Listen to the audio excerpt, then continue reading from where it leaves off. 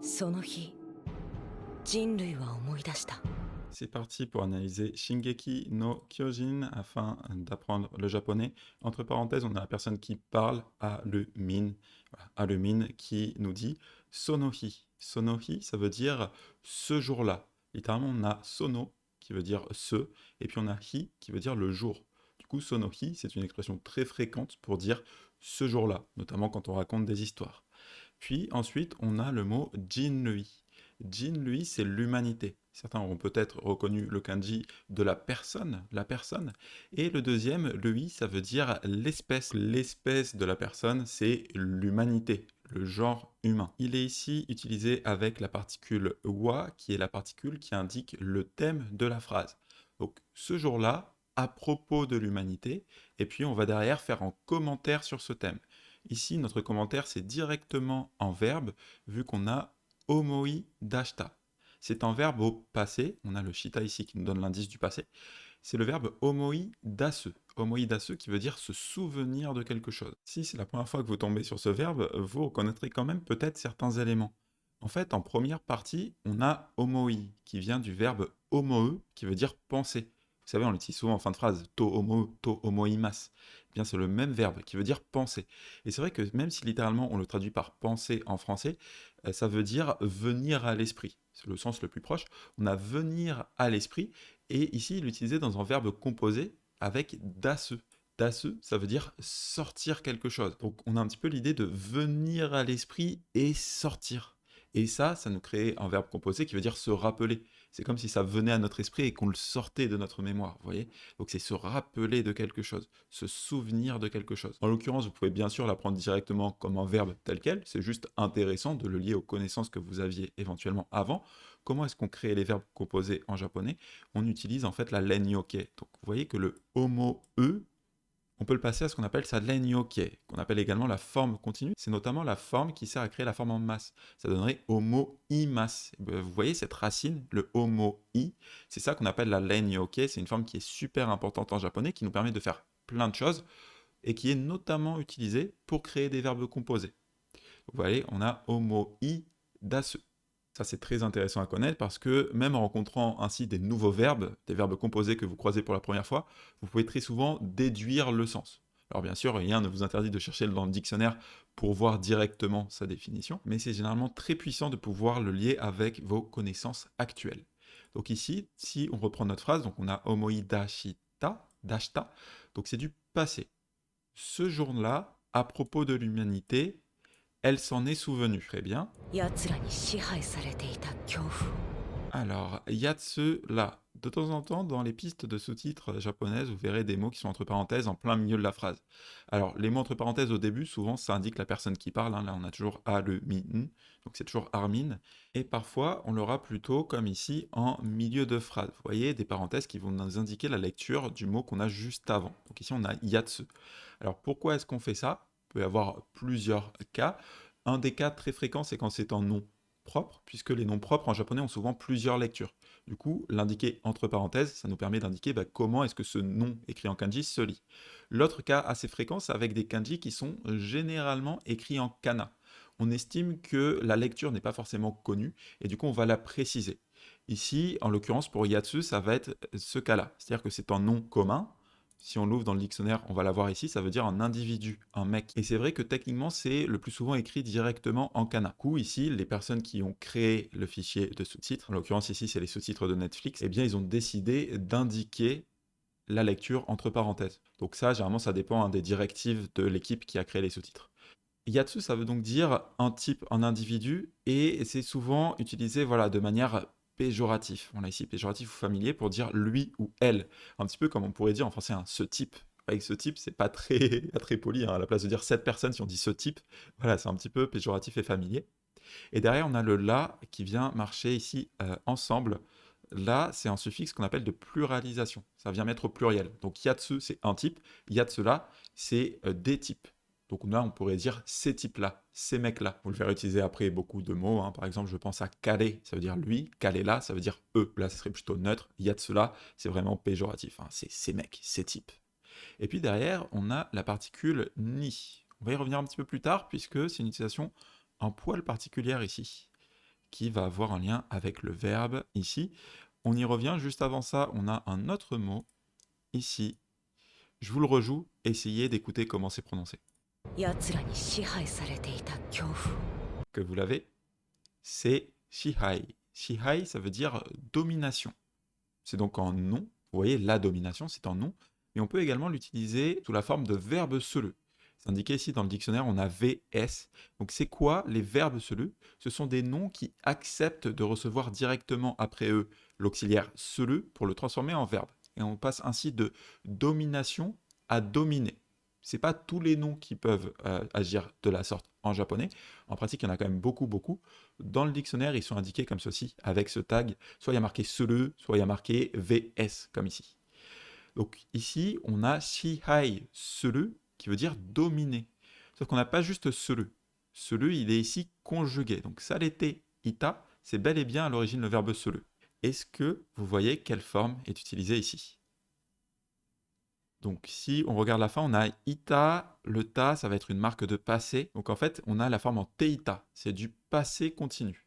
Passé continu, et avant ça, on n'a pas seleux qui donnerait shiteita, on a saleteita.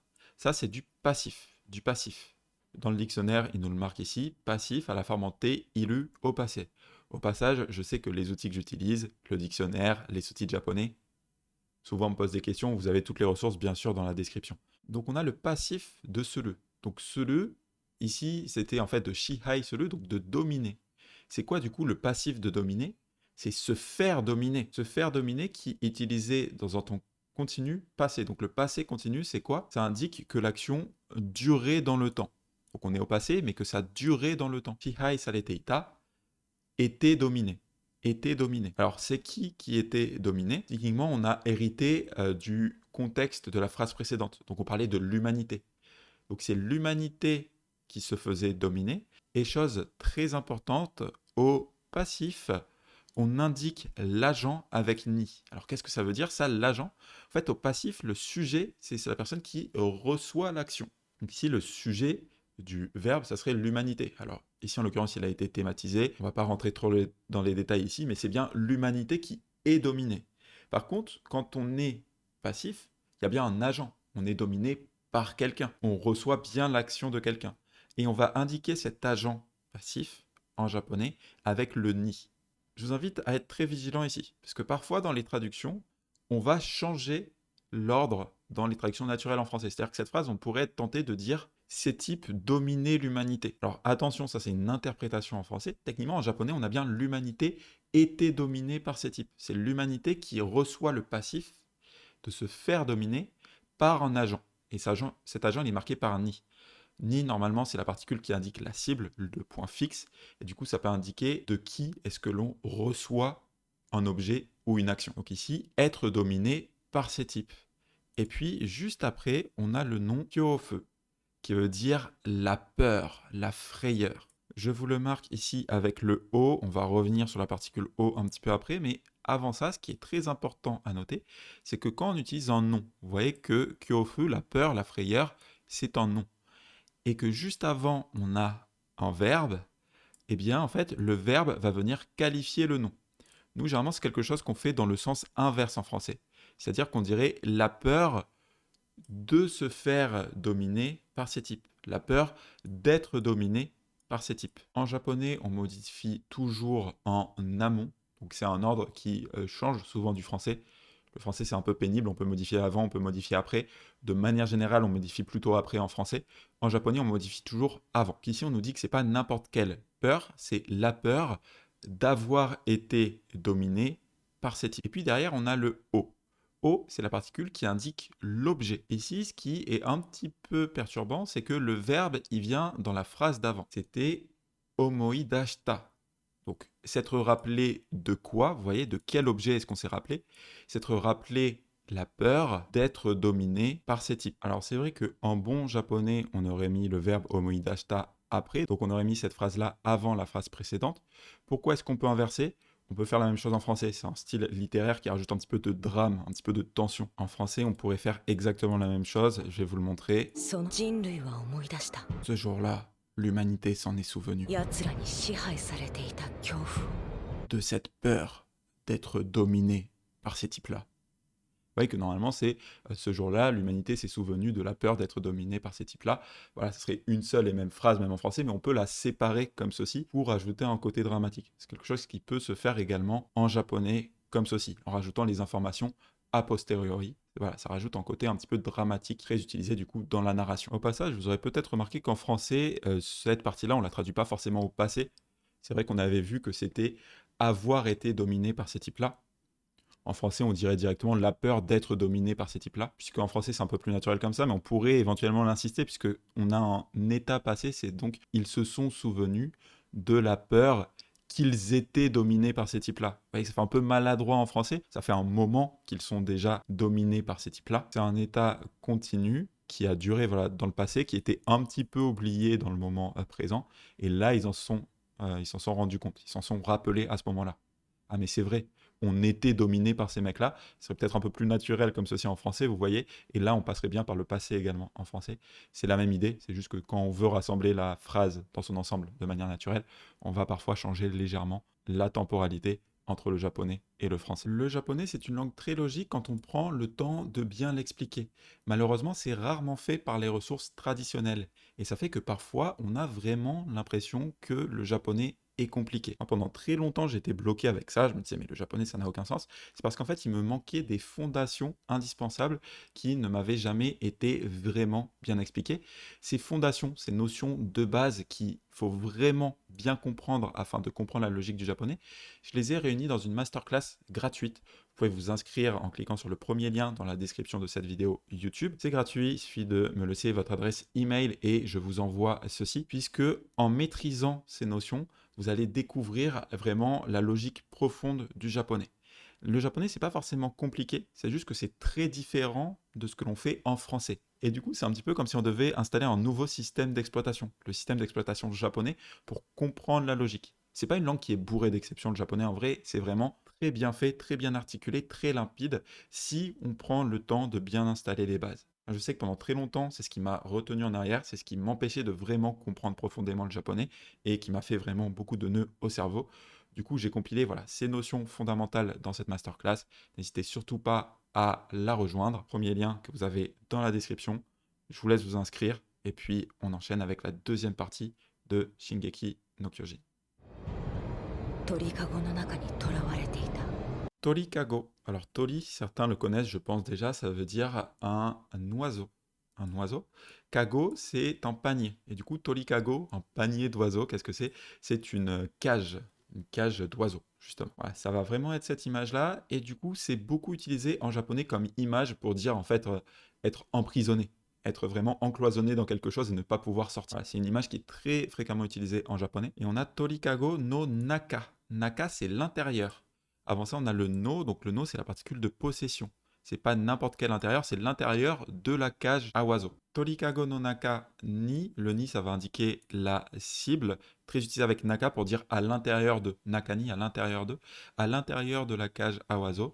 Et puis, on a notre verbe ici, torawarete ita. C'est le verbe torawareru qui veut dire être appréhendé, être capturé. Et même de manière un petit peu plus précise, alors en français on est un petit peu limité, mais si on descend, on a le sens ici en kana, être saisi par la peur, être en esclave de. Ça va plutôt être dans ce sens-là ici que c'est utilisé. Être prisonnier de quelque chose. On va indiquer avec ni le lieu où on est fait prisonnier. Et il est utilisé ici à la forme passé continu. Donc toujours la même pour dire que c'était un état qui a duré dans le temps. Ils étaient emprisonnés à l'intérieur d'une cage à oiseaux. 屈辱を。 Et vous voyez qu'on avait un tiré, on a une petite pause pour mettre le drame, puis on a ce mot, kutsujoku, o. Donc, kutsujoku, ça veut dire le déshonneur, l'humiliation, la disgrâce. Puis on a le o d'objet, donc toujours dans le fait d'être ici très dramatique. L'humanité avait oublié la peur qu'elle était dominée par eux, la disgrâce d'être prisonnier à l'intérieur d'une cage à oiseaux. Alors quand on voit tous les kanji comme ça peut faire un petit peu peur. Pour tous ceux qui exploitent les animés pour apprendre le japonais, sachez que les scènes de combat comme ceci, parfois c'est vraiment un petit peu plus complexe. On va analyser ici ensemble certains éléments. Vous allez voir que plus vous progressez en japonais, et plus en fait vous pouvez comprendre des choses, notamment quand vous avez les sous-titres comme ceci. En fait, pourquoi les scènes de combat, notamment quand c'est un petit peu désarmé, tout ça c'est un petit peu dur, c'est déjà du vocabulaire très spécifique et souvent c'est très condensé. Donc ici on a Soin, ça veut dire l'ensemble du personnel, tous les membres. Certains auront peut-être reconnu le in, voilà, qui veut dire les membres. So-in, ça veut dire tout le monde. Sento, c'est le combat, la bataille. Voilà, Sento. Et puis on a Yoi, qui veut dire les préparations. Donc en fait, tous ces mots, si vous voulez, ces trois mots, de manière indépendante, ils sont très souvent utilisés. Ce qui fait que plus vous allez progresser en japonais, plus vous allez les connaître. Et là, vous voyez que c'est juste mis ensemble. Tout le monde, combat, préparation. Bon, très concis, puisqu'on est sur le champ de bataille, voilà. Tout le monde, préparez-vous au combat.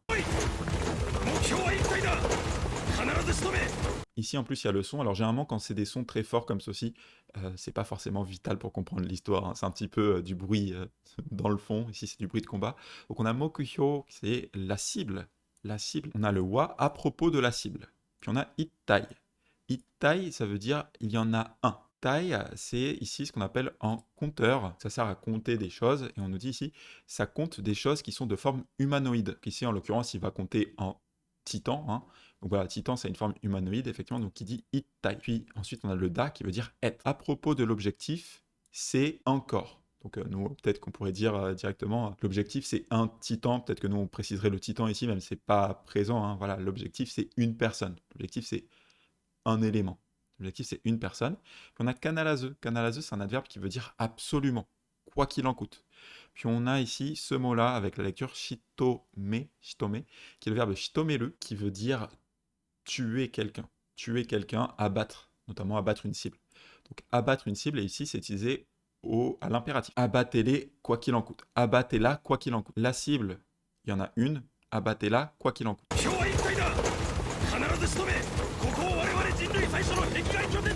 C'est un petit peu dur à entendre, je vais vous répéter les différents mots, hein. Koko-o, donc koko c'est ici, o ça va être l'objet. Donc l'objet du verbe, le verbe viendra un petit peu après. Ware-ware, ça c'est très utilisé, ware-ware ça veut dire nous. Alors c'est un terme un petit peu formel pour dire nous, là ici. Puis derrière on a Jinrui, qu'on avait vu tout à l'heure, l'humanité. Donc ware-ware Jinrui, c'est nous l'humanité. Nous l'humanité. Puis on a Saisho. Saisho, ça c'est un autre mot extrêmement utilisé, ça veut dire le premier. On a le préfixe sai qui veut dire le plus, et puis derrière on a sho qu'on utilise également dans Hajime Mashite, je suppose que beaucoup connaissent cette expression, voilà, ravi de faire votre connaissance, qu'on utilise en fait au départ, au tout début d'une relation avec quelqu'un, la première fois qu'on le rencontre. Et quand on utilise ce kanji, voilà, ça veut dire la première fois, le départ. Et saisho, du coup, c'est le début, le commencement. Normalement, c'est le plus au départ, donc ça va être le commencement, le premier. Ici, c'est utilisé avec un no, au premier, puis on a eki, gai. Alors, eki, c'est le kanji de kabe, qui veut dire le mur, et gai, ça veut dire dehors. Donc, c'est en dehors du mur. En dehors du mur. Et puis, on a kyoten, qui est une position militaire, une base. Alors, ça veut dire en point de manière plus générale, mais quand c'est utilisé dans un contexte militaire, voilà, ça veut dire une position, une base. Donc, hekigai kyoten, ça serait une base en dehors du mur. Et saishono, la première. Donc, la première base en dehors du mur. Puis, on a tosuru. Tosuru, c'est une expression qui veut dire transformer quelque chose. Je vais vous le décomposer, ce sera un peu plus simple. Donc déjà, on a koko-o. C'est koko-o, tosuru. Donc en fait, on va faire de coco. Vous voyez que c'est l'objet. On va faire de coco ce qui est marqué par le to. Alors le to, littéralement, c'est le to de citation. Donc en fait, on va encapsuler ici. Donc on va faire de ici la première base en dehors du mur. On avait nous, l'humanité. On va faire d'ici la première base de nous, l'humanité, en dehors du mur. Toselu, c'est faire de quelque chose, autre chose. C'est un petit peu dur à expliquer comme ceci, mais je suppose que c'est plutôt clair, hein, quand on place avec des mots. Koko o ici, ekigai kyoten toselu, en faire une base militaire en dehors du mur. Donc ces passages sont peut-être un petit peu plus complexes. On va avancer un petit peu sur les passages qui ne sont pas des combats, qui sont eux un peu plus simples à comprendre. On va terminer la leçon, voilà, sur une note un peu plus légère. あれミカサ Allez, allez, c'est un cri qu'on dit souvent en mode hein, ah quoi, qu'est-ce qui se passe? On peut l'entendre d'ailleurs au ton de la voix. Mikasa, donc là il appelle la personne qui s'appelle Mikasa. そろそろ帰ろう Solo solo kaero. Solo solo, ça veut dire bientôt, bientôt. On l'utilise très souvent justement avec le verbe kaeru, qui veut dire rentrer. Donc solo solo kaeru, ça serait rentrer bientôt. Et ici, il est utilisé au volitif. Donc ça veut dire rentrons. Elle dit rentrons bientôt. Ça fait un peu bizarre en français, rentrons bientôt, mais non, on dirait peut-être bon allez, on va pas tarder à rentrer. Ça serait l'idée ici en français. Le volitif est beaucoup utilisé comme ceci en japonais. Solo solo kaeru. Donc ici, pour ceux qui se demandent, c'est du tameguchi, hein, du langage neutre. Ceux qui ont étudié d'abord le japonais poli, ça serait kaerimashou, c'est l'équivalent. Solo solo kaeru. Rentrons bientôt. なんでここに Nande, ça veut dire pourquoi. Puis kokoni, ça veut dire ici. Donc, il dit pourquoi ici. Et ça, c'est beaucoup fait en japonais d'omettre. Hein. Ici, pourquoi ici, ça marche pas pour créer une phrase complète. On devrait dire pourquoi est-ce que je suis ici. Pourquoi est-ce que je me réveille ici. Il comprend pas trop ce qui se passe. Mais c'est vrai qu'en japonais, c'est plutôt clair. Si vous dites pourquoi ici, bah, on comprend avec le contexte qui veut dire bah, pourquoi est-ce que je suis ici si elle regarde autour. Donc, voir éventuellement, alors l'autre interprétation possible, ça serait qu'il regarde Mikasa et qu'il dit mais pourquoi est-ce que tu es ici. Ça dépend purement du contexte. Pourquoi est-ce que ici, j'estime plutôt que c'est Eren qui dit pourquoi est-ce que je suis ici. Parce que déjà, il semble un petit peu se réveiller à travers la scène. Donc, très certainement que plutôt que de lui demander pourquoi est-ce que tu es ici, il se demande peut-être bah, pourquoi est-ce que je suis ici. Techniquement, les deux peuvent être possibles un petit peu selon l'interprétation. C'est vrai que si je vous rejoue la scène un petit peu plus complète avant qui nous permet de déterminer tout ça, regardez. Oui, il se réveille, il avait l'impression d'être ailleurs, justement. C'est pour ça que c'est très certainement lui qui se dit mais pourquoi je suis ici. Pourquoi je suis ici. そんなに寝ぼけるまで熟睡してたの Sonnani, ça veut dire à ce point. Sonnani, à ce point. Puis on a nebokeru. Nebokeru, c'est un verbe qui veut dire voilà, être à moitié endormi ou être seulement à moitié réveillé. Puis on a le made qui veut dire jusqu'à. Jusqu'à. Donc sonnani nebokeru made, c'est ah ouais, au point de être encore à moitié endormi. Au point d'être à ce point encore à moitié endormi, on a jukusui. Jukusui qui veut dire en sommeil profond. C'est un mot qui peut faire un petit peu peur vu comme ceci. Ceux qui auront un petit peu plus d'expérience en japonais, vous reconnaîtrez peut-être différentes parties. On a ici le juku qui veut dire mur, et puis on a le sui qui veut dire le sommeil. Donc un sommeil mûr, un sommeil profond. C'est un verbe selu, donc on peut dire juku sui selu pour dire être dans un sommeil profond. On dirait littéralement faire un sommeil profond, dire voilà, dormir profondément. Puis c'est utilisé ici, shiteta, c'est donc le verbe selu qui est utilisé à la forme en te, iru. Au passé, te, ita. Et ce qui se passe en japonais à l'oral, c'est que le ita ou le iru, le i, il saute très souvent. Donc on passe de shite ita à shite ta. Shiteta. Tu étais en train de dormir profondément. On va le remettre dans le contexte dans toute la phrase. Avant ça, le no comme ceci en fin de phrase avec un point d'interrogation, ça permet de poser des questions plutôt douces. Elle dit ah ouais, tu dormais profondément au point 2, vous voyez, le made, tu dormais profondément au point 2, être encore à moitié endormi maintenant. Ouais, Nebokelu, on l'utilise très souvent quand quelqu'un est encore sur le point de se réveiller et qui délire un petit peu. Voilà, il dit mais pourquoi est-ce que je suis ici. Il dit ah ouais, ok, tu dormais profondément au point d'être encore à moitié endormi. いやなんかすっげえ長い夢を見てた気がするんだけど Et ça veut juste dire non, voilà, une petite interjection qui fait ah non. Nanka, nanka c'est très utilisé à l'oral. C'est quand vous cherchez un petit peu vos mots, ça représente un petit peu une sensation que vous ne savez pas comment formuler. On pourrait dire presque, ouais, comment dire, ouais, je sais pas, voilà, nanka, comment dire, je sais pas. Puis on a sugei. Sugei, ici, c'est une forme très orale de sugoi. Sugoi qui veut dire incroyablement. Les sons en oi, en japonais à l'oral, ça devient très souvent e. Donc on passe de sugoi à sugei. Et très souvent en japonais oral, on va rajouter des petites pauses comme ceci, là où il n'y en avait pas. Ça insiste un petit peu sur le côté vraiment beaucoup, beaucoup. Sugei, sugei. Ouais, on peut le faire en français en disant ouais, trop. Vous voyez, en insistant, en changeant le son. Là-bas, c'est trop. On dit volontairement ouais, mais trop. Vous voyez qu'on fait des changements phonétiques également pour insister en français. Quelque chose qui se fait beaucoup en japonais. Donc sugei nagai. Nagai, ça veut dire long. Donc sugei nagai, c'est très long, très long. Puis on a yume qui veut dire un rêve. Donc un rêve très long. Puis on a le o miteta, o mite ita, était en train de voir un rêve. C'est vrai qu'en japonais, on ne dit pas que l'on fait des rêves, on dit que l'on voit des rêves. Donc on dit voilà, voir en rêve, nous en français on dirait rêver directement ou faire un rêve. Pas comment dire, un incroyable long rêve était en train de faire. Puis on a l'expression kiga suru. Kiga suru, ça veut dire j'ai l'impression que. J'ai l'impression que. La prendre directement comme une expression. Littéralement, on a qui est l'esprit, puis ga suru, donc ga qui indique le sujet et suru faire. Cet esprit-là fait, Nous, on pourrait dire directement j'ai l'impression. Donc j'ai l'impression que j'étais en train de faire un rêve super long. Derrière, on a ndakedo, qui est souvent utilisé comme un bloc. Peut-être que certains connaissent l'expression noda, nodes. Savoir que c'est très souvent contracté en nda, ndes. Ça rajoute une petite nuance explicative, qu'on pourrait le traduire en français par c'est que.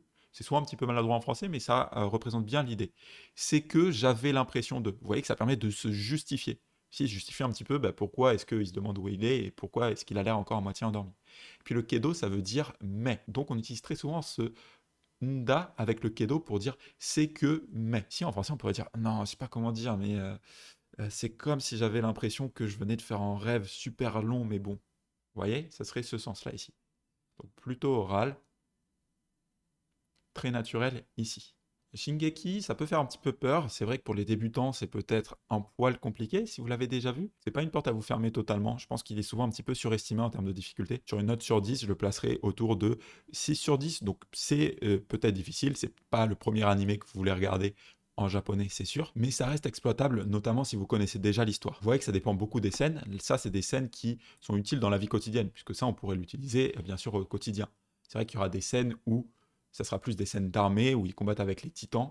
Là, ça sera peut-être un petit peu plus spécifique. Toujours est-il que si vous accrochez à Shingeki, pourquoi pas l'utiliser comme source d'immersion en parallèle d'autres sources peut-être un petit peu plus faciles. Ça peut être un très bon complément à votre apprentissage. N'oubliez pas de vous inscrire à la masterclass si ce n'est pas déjà fait. C'est le premier lien dans la description. Et si vous avez regardé la vidéo jusque-là, n'hésitez pas à écrire un petit commentaire pour me le faire savoir. J'essaye de faire un petit peu plus d'immersion guidée ces derniers temps. Alors si le format vous plaît, n'hésitez pas à le dire en commentaire. Ça motive toujours à continuer. Merci à tous. Je vous souhaite un excellent apprentissage du japonais et je vous dis à la prochaine. Matane!